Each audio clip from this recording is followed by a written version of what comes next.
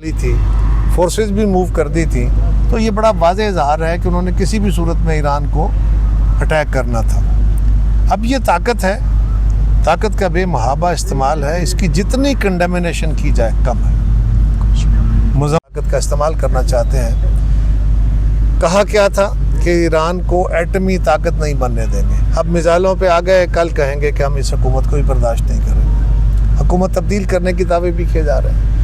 یہ بات سمجھنے کی ضرورت ہے کہ اس وقت بہت زیادہ طاقت اکٹھی ہے، ایک طرف امریکہ کے پاس اور اسرائیل کے پاس۔ ایران کے اندر بھرپور مزاحمت کی ایک ان کی تاریخ ہے، صدیوں پرانی وہ قوم ہے، وہ لڑائی اپنی لڑیں گے، لیکن طاقت کے زور پہ ان کو برباد کرنے کے درپے ہیں، اور ان کی اکانومی آلریڈی انہوں نے شٹر کی ہوئی ہے۔ یہ ایک نئے ورلڈ آرڈر کی بنیاد ہے، اس کی طرف سفر ہے۔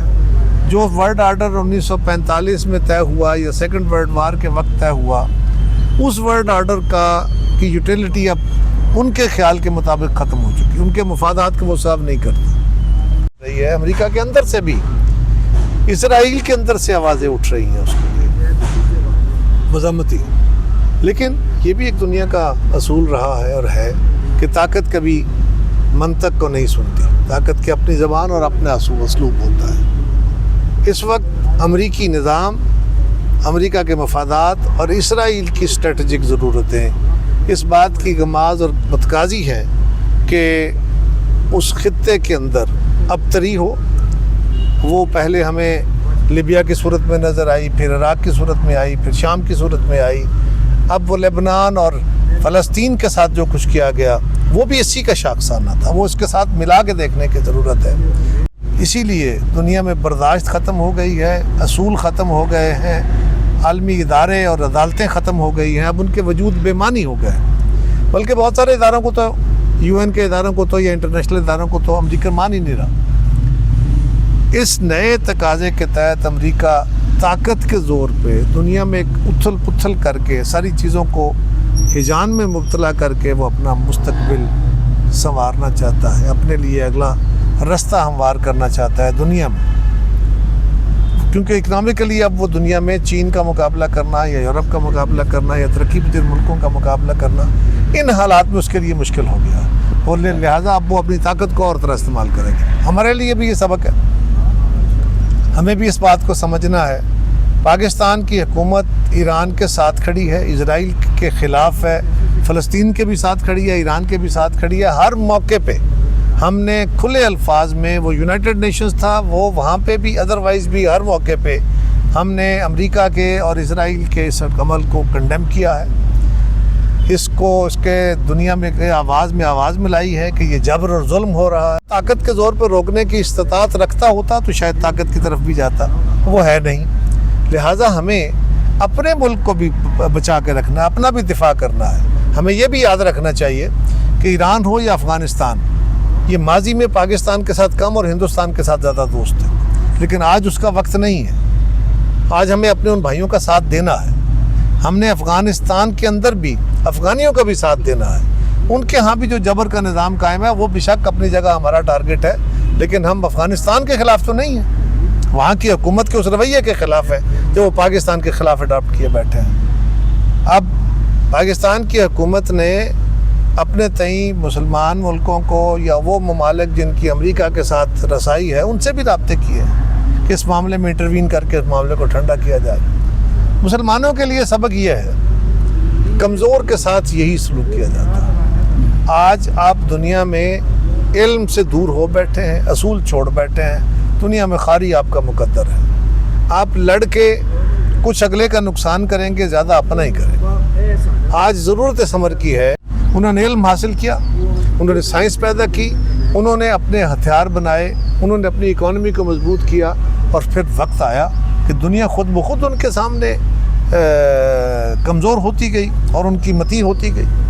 آج بھی جو رویہ اختیار کیا گیا ہے یہ انتہائی نامناسب، انتہائی غلط رویہ ہے امریکہ کی طرف سے، لیکن ٹرمپ جیسے صدور سے اسی رویے کی توقع کی جا سکتی ہے۔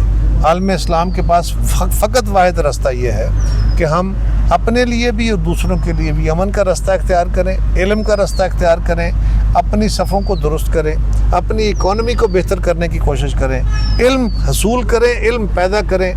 دنیا میں جب ہم دنیا کے مقابلے کی اکانومی، دنیا کے مقابلے کی ملٹری بن گئی، ٹیکنالوجی وائز ہم اس پر، تو دنیا ہمارا مقابلہ نہیں کرے گی، پھر ہماری آواز سنی جائے گی، آٹومیٹک سنی جائے گی۔ اس صورتحال میں اگر ہمارا خیال ہو کہ ہم دعاؤں سے بیٹھ کے سارے کام کر لیں گے، تو دعائیں وہی قبول ہوتی ہیں جن کے آگے عمل پیچھے آگے بڑھنے کی کوشش کریں، امن کو پروموٹ کریں۔ یہ جو ہم اپنے لالچوں میں اپنے اقتداروں کو بچانے کے لیے کبھی کسی گھر کی خوشامد کرتے ہیں، یہ نہیں، اصول کے ساتھ کھڑے ہوں اور علم حاصل کریں، اپنی معیشتوں کو مضبوط کریں۔ اتنی دولت ہے عالم اسلام کے پاس، اس کو اپنے ملکوں میں، یہ اکٹھی دولت نہیں ہو سکتی۔ یہ عالم اسلام کا تصور جو ہے نا، یہ اس طرح نہیں ہو سکتا کہ یہ دولت اکٹھی ہو جائے گی، وسائل اکٹھوں، اپنے ملکوں میں ہی کریں، لیکن اپنے کاروباروں کو، اپنے معیشتوں کو اتنا مضبوط کریں کہ دنیا کے اندر آپ اس جو مسابقتی عمل ہے، اس میں آپ دنیا کا مقابلہ کر سکیں۔ آپ اس قابل ہوئے تو دنیا خود بخود آپ کی بات سنے گی۔ چین کی باتیں کیوں سنی جا رہی؟ اس لیے کہ چین نے اکنامکلی اپنے آپ کو بہت مضبوط کیا ہے۔ روس کیوں سروائیو کر رہا ہے؟ کہ روس نے بھی اپنی اکانومی کو بہتر کرنے کی کوشش کی ہے۔ یورپ کیسے سروائیو کر رہا ہے؟ کہ یورپ نے اپنی اکانومی کو بہتر کیا ہے، اور دنیا میں امریکہ کی میں تمام قومی قیادت سے گزارش کروں گا کہ اس وقت ضرورت عمل کی ہے، اپنی رائے دیجئے، اور میجورٹی کی رائے، اگر آپ کی رائے سے مختلف ہو تو میجورٹی کی آواز میں آواز ملائیے، تاکہ ساری قوم یکجان ہو کے آگے بڑھ کے فیصلے کر سکے۔ جہاں تک تعلق یہ ہے، کچھ لوگوں کا خیال کہ اگلی باری پاکستان کی ہے، تو اللہ نہ کرے وہ وقت آئے، پاکستان نہ ایسا کوئی ارادہ رکھتا ہے، نہ کچھ، نہ ہمیں بڑھ کے مارنے کی ضرورت ہے۔ ہم بھی ایک کمزور اکانومی والا ملک ہے، ہم ایسے حالات افورڈ نہیں کرتے، اور نہ ہم دنیا کے ساتھ کوئی لڑ رہے ہیں، نہ ہم دنیا میں کسی کو تھریٹ کر رہے ہیں۔ ہمارا تو ہندوستان اور افغانستان کے ساتھ جو تنازع ہے، وہ بھی بنیادی طور پہ ہم اپنے اس چھوٹے اصول کے ساتھ کھڑے ہیں۔ ہم کشمیر کے ساتھ، ہمارا مقدمہ ہے ہندوستان کے، یہ کشمیر کا مسئلہ جو ہے اپنے کیے ہوئے وعدوں کے مطابق پورا کرو، ہمارا تمہاری کیا لڑائی ہے؟ ہم تمہیں تسلیم کرتے ہیں، تم ہمیں تسلیم، اور جدید اسلوب کا رستہ ہے، اللہ کی رسی کو مضبوطی سے تھامو، حالات کے مطابق فیصلے کرو، اور دنیا میں معاشرت، معیشت، اقتصاد اور دفاع یہ اپنا مضبوط کرو گے، علم کو حاصل کرو گے۔ مسلمانوں نے جب علم پہ غلبہ تھا ان کا، تو 1000 سال حکومتیں کی نا، اس کو چھوڑا تو آج ذلیل ہونا، یہ سمجھنے کی ضرورت ہے۔